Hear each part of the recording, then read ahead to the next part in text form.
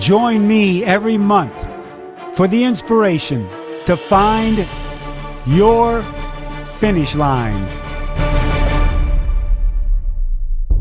Welcome, everyone, to Find Your Finish Line, presented by Active Ice, the official topical pain relief partner of Ironman. I'm Mike Riley, your host, and this podcast is about you being able to find your finish line, not only at an event or a race, but where we need it the most in life.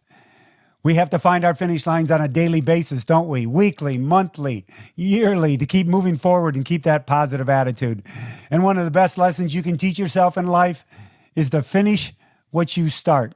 So hopefully our guest today will be able to get you to your next finish line, whether it is at a race or an event. It is my pleasure to welcome Mr. Kris Gethin. Hello, Kris. How are you? I am absolutely feeling great. Really, really good, and really happy to be on your show, Mike. It's about time that you had this up and running, so really, really glad to be on here. Well, thank you very much for that. I know you found your finish line, and as a matter of fact, I was kind of a naysayer, when you came and did IRONMAN Couer, but you hail from Wales, you live in Boise, Idaho. You're an internationally renowned businessman. You are CEO of Cage Muscle Supplements, a personal trainer to thousands. But man, you are an Ironman and an author of Man of Iron, which I'm going to get into in a little bit.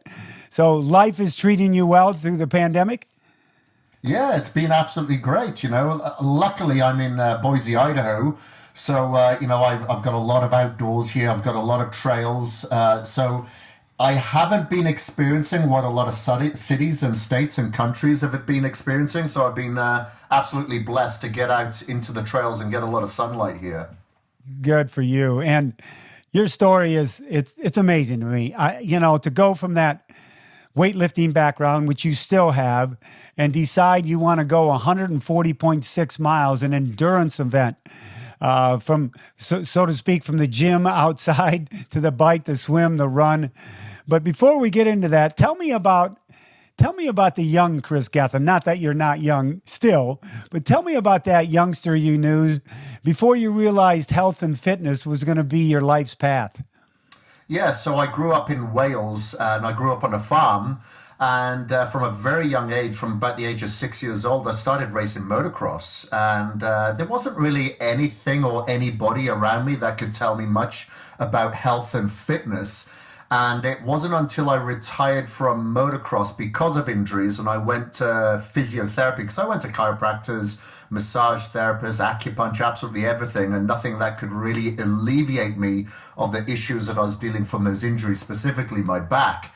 And I went to physio, and through resistance training, I was alleviated of the pain in my back, which led me to get more into weight training and then go to college to study it for 3 years in international health and sports therapy. So that's what took me down the track of learning more about health span, bodybuilding, something that gave me something else to focus on, because I no longer had this adrenaline fix that my identity had become accustomed to, and I needed something else. And instead of going down the track of drugs and alcohol, and there was a lot of that going on in near where I lived at that time, I thankfully found an avenue, and that was bodybuilding at that time.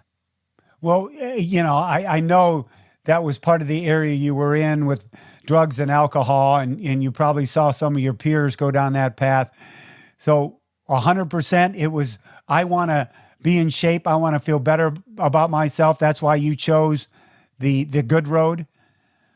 Yeah, for sure. I knew that as soon as I started training, I felt better about myself, because, like I said, there was drugs and alcohol around me, and I'd indulged in that, and it didn't make me feel any good. The Monday through to Friday sucked. But I had no outlet that I'd been accustomed to.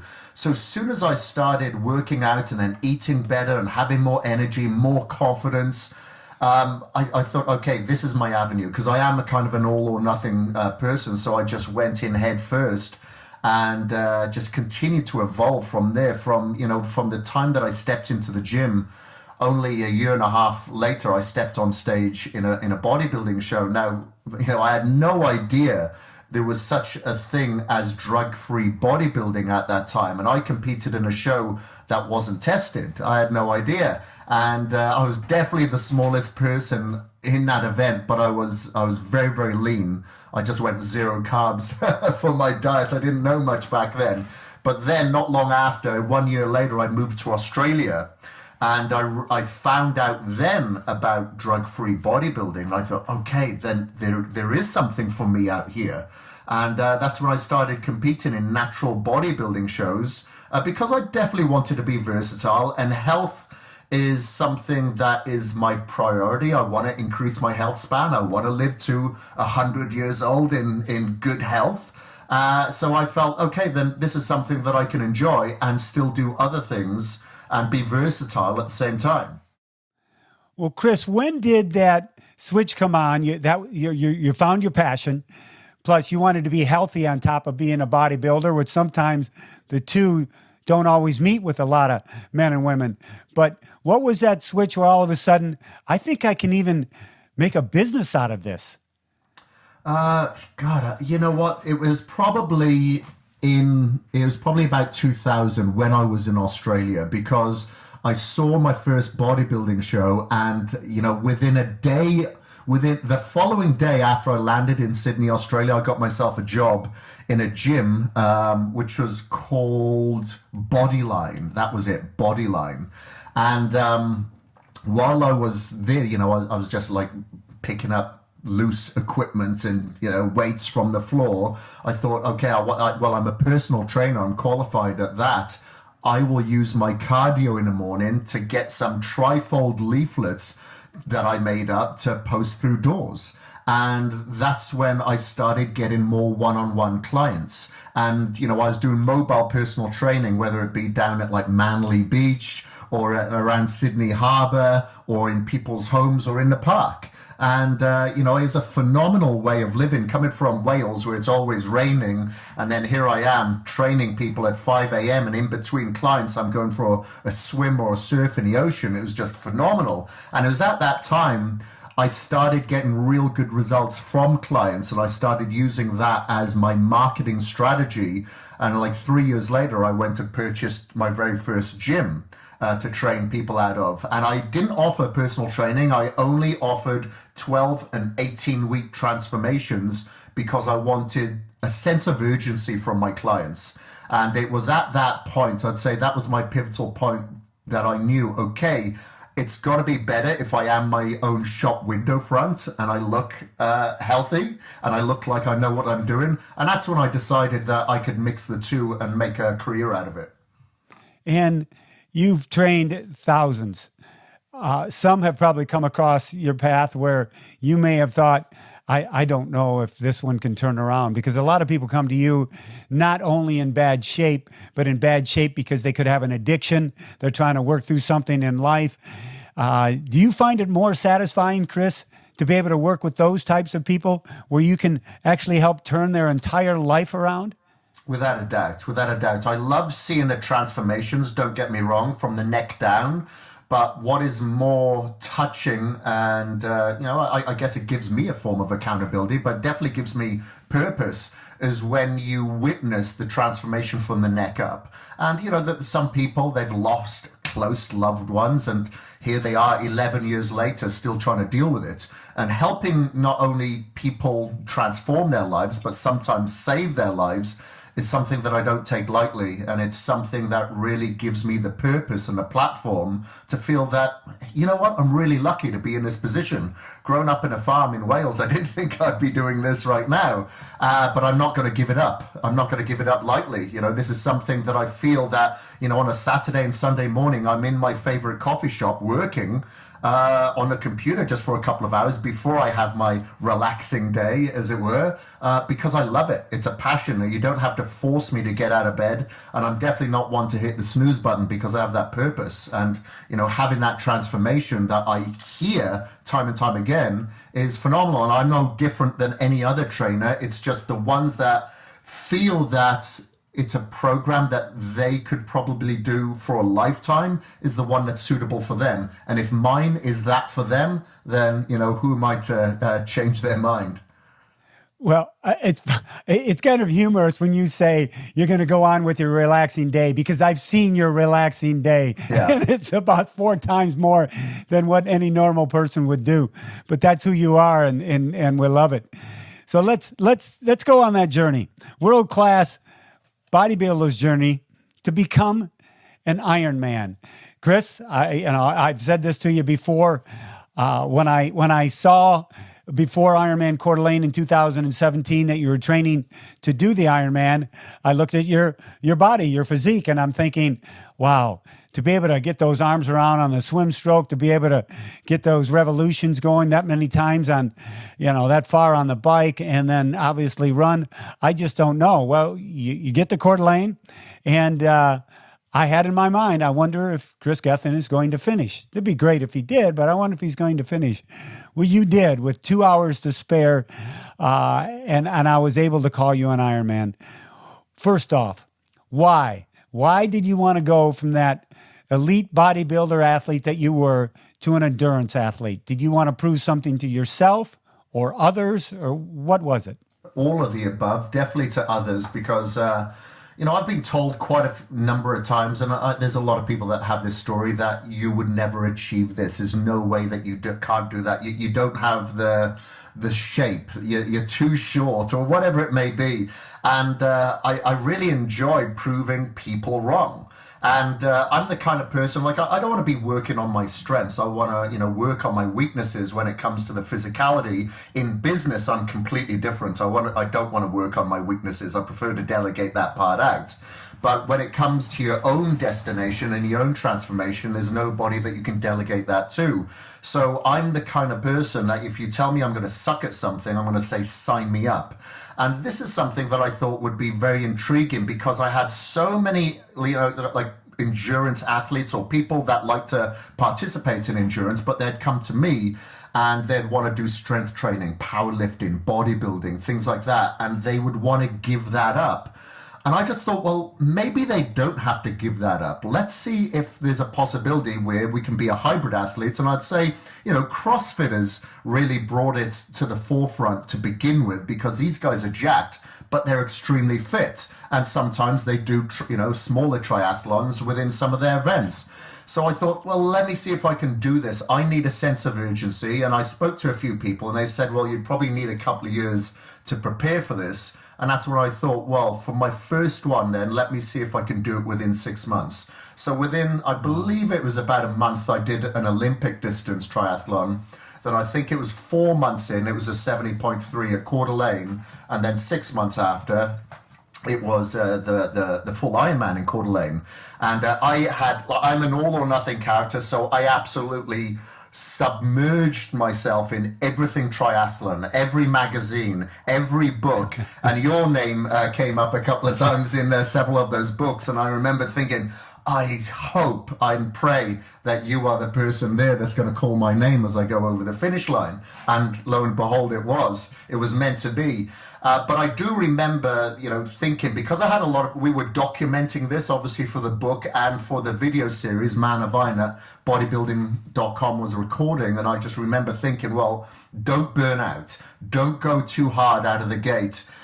Because no one's going to remember what time that you finished in, but they will remember if you didn't finish or not. So I did time myself. I had the times from my 70.3 on my hand, and I just remember just taking it a little bit slower on each discipline just to ensure that I had plenty of gas in the tank to cross over that finish line. And luckily I did, and went on to do several halves after that, because I just now love it. And it's a part of my lifestyle. I love the community. The community aspect is huge. It's beautiful. It really is. And I'm glad you noticed that and you were aware of that, because it's a family, no doubt about it, and all encompassing. So I'm glad you're a part of it for sure. So in your book, and you had to I mean, think about it. It's not like, I know you went to some people, how do I train? How do I do this? But you didn't want to lose the strength. You wanted to keep training. But then you started your training in a unilateral fashion where you'd work on one arm, then the other arm, like stroking in the water. Then you'd do something with one leg, then the other leg. And you had to be self-taught to do that. But it ended up working for you, didn't it? Yeah, it definitely worked. To begin with, I went to the labs here at the university to get everything tested. I went a DEXA scan, FTP, lactate threshold, and the guys here at Tri-Town in Boise were absolutely phenomenal helping me as well. But, I knew that I had a lot of weaknesses, and being 220 pounds, quite lean at that, at 5'8", I knew that this was going to be a problem, and it probably wasn't going to be so much the cycling. It would definitely be the running, because I've got my mum's bone structure, as it were. I've got very, very skinny ankles, and I've torn the tendons in my ankles 7 or 8 times now, so I had to do a lot to ensure that I increased the strength of my ankles, a lot of rotation work, a lot of work on, a wobble board or things like that nature. And a lot of my running was on the trails because I wanted to be forgiving to my weight and my knees and my hips. But I also wanted to increase, like I said, the stability of the connective tissue around my ankles as well. And, the swimming, as everybody says, is the hard part. And it definitely was the hard part for me as well, because I was swimming like a boat. My legs would sink. I've got very big legs. So working a lot with a lot of floats, and just working on the hydrodynamic as opposed to the speed. And the more that I kept on working with that, the speed eventually came as I started doing a lot of sprints in there. And I didn't want to waste a lot of muscle, as you said. So I would only go long and slow when it came to the weekends. I would go out for like a 70 or 100 mile bike ride or a longer, run. And that longer run would be 8 or 12 miles. But then during the week, I did a lot of high intensity work if I wasn't working on technique. And that would allow me to be efficient with my timing so I could still continue with my bodybuilding training and not overtrain. However, there was a lot of mistakes that I was making in the beginning because I'm a high volume trainer. I like to train with a lot of repetitions, a lot of intensity, and a lot of volume. And I honestly thought that would help me with the endurance aspect because, the more repetitions, the more cadence, it would relate to each other. But I was checking my HRV every day, and I noticed that my heart rate variability was just starting to tank, and I was definitely overtraining. So as soon as I brought back the volume and a lot of the repetitions in my weight training, and then I put in another rest day. So halfway through the week, I'd have another rest day away from the gym. My HRV was back. I was recovering back, and I was recovering much better, and I was performing much better with those 3 disciplines. So there was a bit of trial and error because there was nobody I could really call for who'd done this before. So I figured out the way eventually. Yeah. And I've got to share this with you. When you came out of the water, I remember that. But what I really remember, the 2-lap ride, and you came back through town, and I was there at what we call, the hot corner in Coeur d'Alene. I just couldn't believe how pumped up your legs were in the cycling shorts. I'm going, oh my gosh, those are the best, biggest legs I've ever seen in a triathlon. But you were spinning those things like it was nothing. It was a sight to see. Yeah, and that worked to my advantage, believe it or not, actually going at a higher cadence, because I did try going at a lower cadence, because again, I thought, well, I've got the strength here, I can push through this. But I would just get such a lactic acid buildup because I had so much muscle mass there, which again would just get pumped with a lot of blood. So it didn't work to my advantage. So the more that I could kind of spin at a higher cadence, I was able to remove myself of the lactic acid, and that definitely worked. But in saying that as well, because I was definitely one of the bigger people there, and we talk about the Ironman community. Wow, how supportive were those people? I couldn't believe it. Some of them would be passing me, or I'd pass a couple of others, not that many. But they'd always say something about, God, look at those calves, or they're like diamonds, or something like that. But they're all so nice and supportive about it as well. And it was, like I remember on the, because a very hilly course, And some of the cyclists would pass me on the uphill, but because of my weight, I'd always pass them on the downhill. So it was as if we were, going back and forth with each other, but there was always a conversation that was very lighthearted during the time, and that allowed me not to take it so seriously and really enjoy the process. And I wasn't there to try to be like the best athlete. My goal was to finish, and that would be my success and participating. It's taken me a lot of years to realize this, because when I was younger, it was just all about competitiveness and being number one. But I didn't really enjoy the process. Didn't matter if I came first or second. I didn't enjoy it as much as I could have. But now I'm able to participate in this. I've participated in ultramarathon now, and Spartan, and now Ironman Triathlon and bodybuilding. I enjoy them all equally now. And the camaraderie that you get that allows you to take the pressure off you in Ironman is just phenomenal, and something I haven't found in any other sport. Hold on, everyone. We'll be right back after a message from our sponsors. As an endurance athlete, you're constantly pushing your body to new limits, searching for your personal best, for the next finish line. If you're training for an endurance event, whether short distance or long distance, proper recovery is the key to you unlocking your potential. As the official topical pain relief partner for the Ironman US series, Active Ice's lineup of topical cooling gel, roll-on and spray features 8% menthol and eucalyptus oil to provide the instant icy relief you need to recover smarter and faster. The water-based non-sticky formula withstands sweat to keep up with the demands and exertion of race day. Don't let muscle pain or sprains hold you back from reaching your potential, from reaching your personal best. Shop the Active Ice's lineup on Amazon today for the support you need to find your finish line. Well, why do you think, now that you're gone from both worlds, and we all know that weight training is essential, but why do you think triathletes shy away from weight training? Well, I think because, we're extremes of nature, and we know that, it's the swim, bike, run is what we've got to train at, because that's how we're racing. Bodybuilding is probably the only thing that you do something completely different on a day event to what you practice during the year. You're weight training, you're hitting chest, legs, whatever, but then you don't do any weight training on the day. You're just on stage posing your muscles. But one of the things is that we know, a huge amount of muscle mass is inefficient when it comes to, being hydrodynamic or mobile or light on our feet, and lactic acid buildup. It requires a lot more oxygen. So it's like you're training at a higher altitude, and it requires a lot more fuel. But I think what a lot of triathletes don't realize is that muscle strength doesn't always have to equate to muscle volume. So, of course, I was training to be a bodybuilder, not a powerlifter or a strength-trained athlete. So that can contradict each other. But I have since helped quite a few. I'm training several people now for several Ironman events.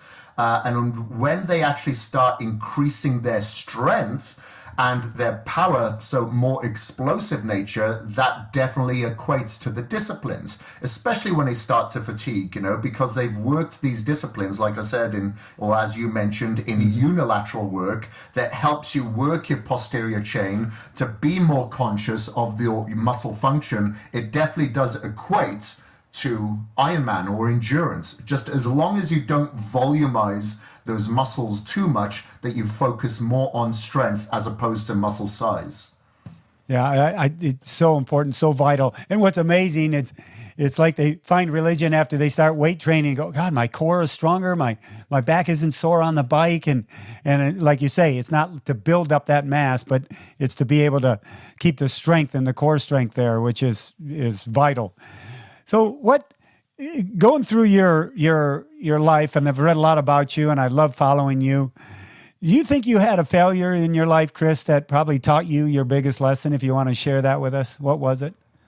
Well, I've had quite a lot of failures in my life, But I'd say that the more recent one that was more profound was, I would say, and this isn't a physical, this is more of a lifestyle, is when I had to get out of the US.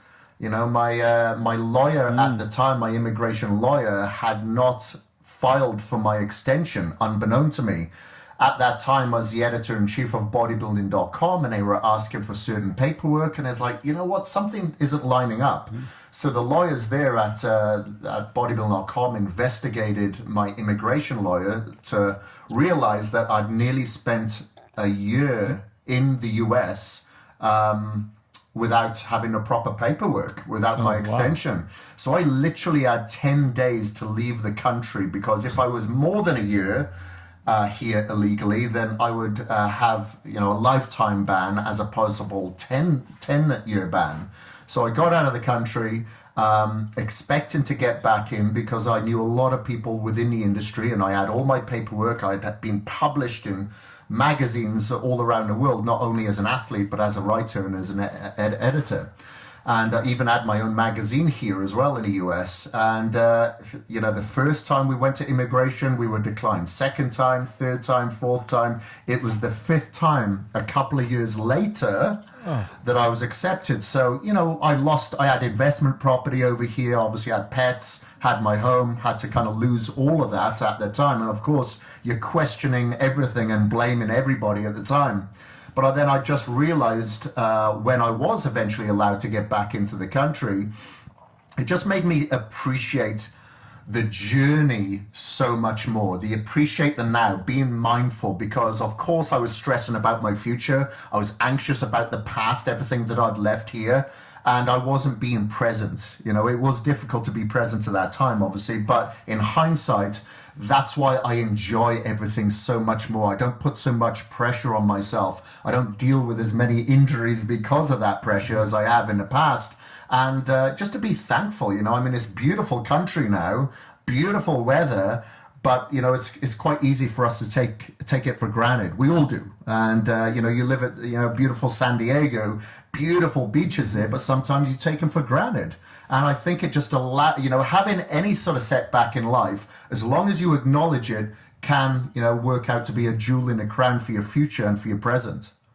Yeah, you're so right about that. I was on a ride not long ago with some buddies, and we headed to the coast, and we were on the coast, and I'm looking out the ocean. And I slowed down, and I really slowed down almost to a stop, and they kept going. And I just looked out. I go, God, I'm so doggone lucky. Look at the waves.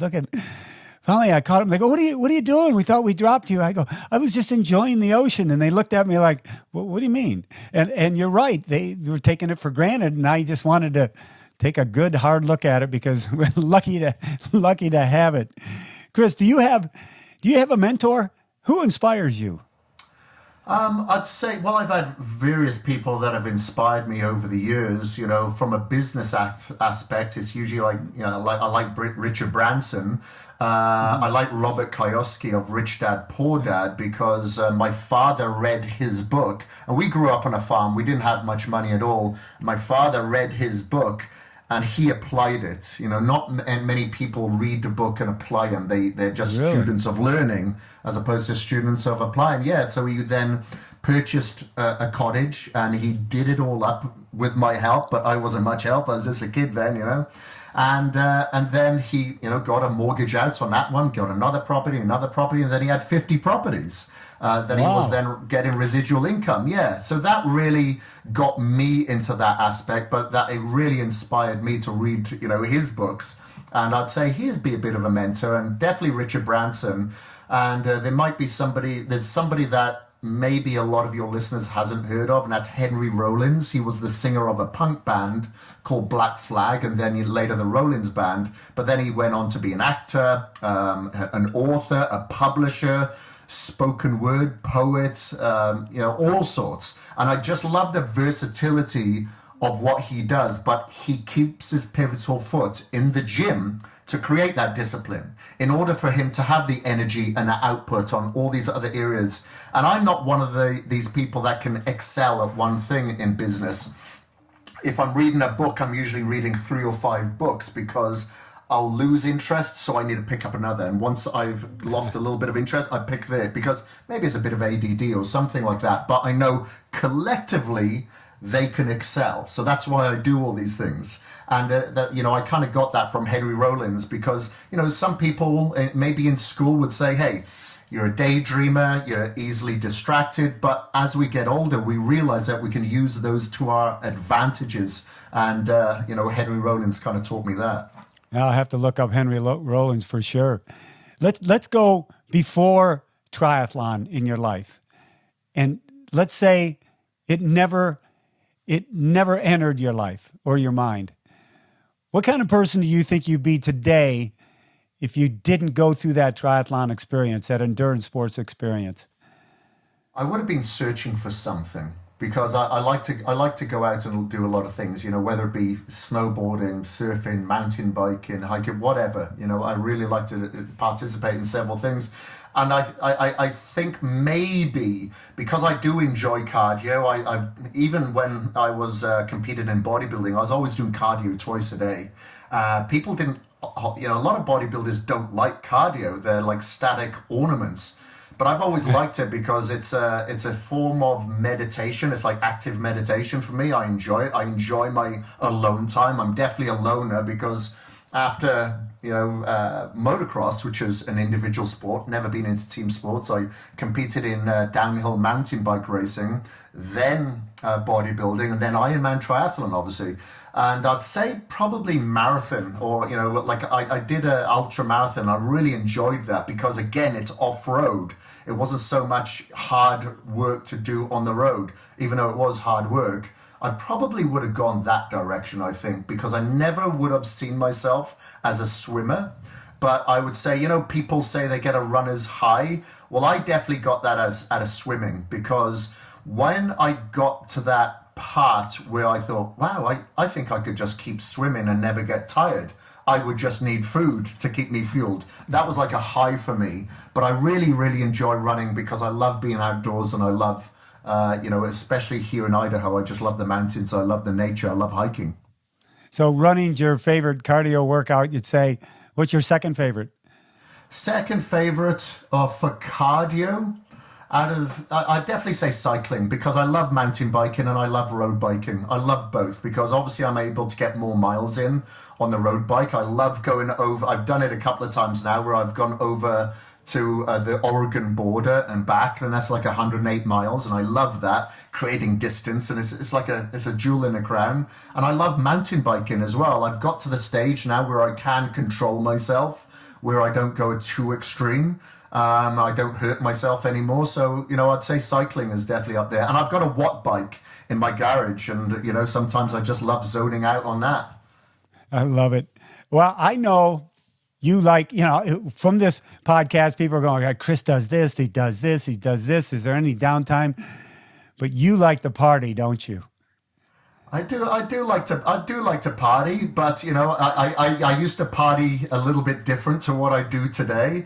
But I don't mind a little bit of that. But I'd say more than anything, I like a good movie and I like a good book, I may look like a party animal with a mohawk and the tattoos, but I'm usually in bed by 8. Yeah, the tattoos. I've seen pictures of you without them, and then obviously you started getting the tats. What do they signify for you? What do they mean to you, Kris? They're usually they're reminders. I have quite a bit of text on me. The design is called Trash Polka. It's from Germany. It's mostly black and red. But, for instance, I've got like face fear on my hands. So that reminds me to keep facing my fears. Maybe that fear would be to enter an Ironman triathlon. So I got to face them. Makes you feel good. We always have a reluctance in us. It's like a defense mechanism. And sometimes we just need to push through them to feel good. I have pain as a weakness leaving the body on my back. And, in the gym, you have to find failure in order to find success, with your physique, to evolve, to create discipline. So that's what that is. And I've got a couple of others. It says, built to endure what the world throws at me, fighting to succeed. Again, all of these are just reminders, and I guess some people collect shot glasses or magnets when they go overseas. I usually like to find a good tattooist and get a nice tattoo. But I think I'm finished now. I think I'm done. I was going to ask, is there one in the future, or do you like one a month, or if you see something cool? So even if you see something so cool, you're not going to get one? I don't think so. I've been stuck in a predicament. Like, I thought my sister was only going to have one child, so I had her head basically on my rib cage. Since then, she's had 2 more children, and she keeps pressurizing me. But I don't know if I can give in. They're quite uncomfortable there as well. Oh, I love it. So, Kris, what advice would you give to triathletes and coaches out there trying to work with one another, and especially the coaches? What kind of advice would you give them? Well, for the clients going to the coach, look, just listen to absolutely everything that they tell you. Like, I've seen this in bodybuilding as well, where they will begin to question or doubt their coach. Look, right. Just follow 100% wholeheartedly, especially if they've been there and done it. Like I always say, knowledge without mileage is bullshit. To a certain degree, that is true. And I've got some, like I said, great people here at Tri-Town, and Antonio, who owns the place, he's a phenomenal triathlete. So I'm going to listen to him and do what he says 100%. But you've got to give so much feedback, because we are individuals at the end of the day. If you can quantify anything, such as your heart rate variability, provide that data. It can tell them so much. And, it definitely tells me a lot. And when it comes to the coaches, you have to have an open ear. You can't just give someone a cookie cutter program or look at their physique and think that they're going to work a certain way. It's not that way at all. You need to find out, do they have a stressful job? Because you'd be amazed how much decision-making fatigue can have an effect on your physical performance. So, feedback, I'd say, is going to be the absolute number one, but enjoy it. When you're going out on that ride, be thankful that you can go out on that ride, because some people don't have that choice. I lived in Mumbai for several years. You're not going cycling in the streets of Mumbai, it's impossible. But, we have that available to us, or wherever you are that has that availability. Be thankful that you can. And again, there's very few places that has a decent swimming pool in some of these cities, but we have them over here. So take advantage and enjoy the ride. Exactly. So does Kris Gethin have a 70.3 or an Ironman in his future, or any endurance event? Yeah, for sure. I've done several 70.3s. I really loved St. George. That was, I really liked that event there. There's great people there and great city. But I just tore my tricep. I'm in a brace here at the moment. You still have the, I didn't know you still had the brace on. You still got it on? Yeah, I had surgery about 6 weeks ago, so I've got to continue to have the brace on for a little while. Thankfully, the cast came off after a couple of weeks.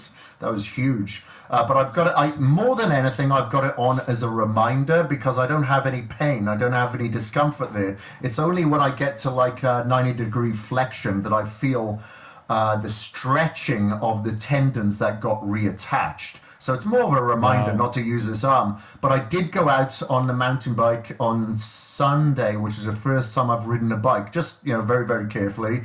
And I went for a run with my dog on Sunday. That's the first time I've run, because it's the first time I've been able to bend this arm to this much. And I did 3 miles quite easily. So I thought, okay, at least I've still got my fitness there. So it could be soon. And I think we're going to sign up now for a half marathon on Memorial Weekend, which is in Stanley. Beautiful, in the Sawtooth Mountains. My wife and I have done that several times, and it's a beautiful half marathon. So may do that, and then I'll start looking to see what we can do after that. But it's baby steps at the moment. I was snowboarding, I ragdolled, and I crashed pretty heavily, and my tricep fell off. So it's only just being reattached.